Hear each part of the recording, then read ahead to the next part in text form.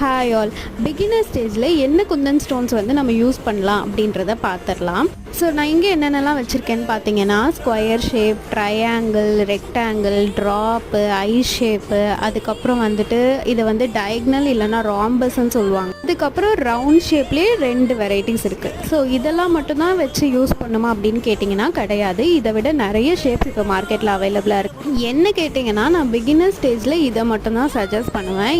ஒரு நார்மல் செட்டுக்காக இருக்கட்டும், ரிட்டன் கிஃப்ட்ஸுக்காக இருக்கட்டும், இந்த ஸ்டோன்ஸை வச்சு நம்ம அழகாக வந்து டிசைன் பண்ணிடலாம். இதுலேயே வந்து நான் ஒரு மேஜர் டிஃப்ரென்ஸ் வந்து காட்டிடுறேன். கிளாசி ஃபினிஷ், மேட் ஃபினிஷ்ன்னு நீங்கள் கேள்விப்பட்டிருப்பீங்க. ஸோ இந்த ஸ்டோன்ஸை பார்த்தீங்கன்னாவே தெரியும் டிஃப்ரென்ஸ் உங்களுக்கு.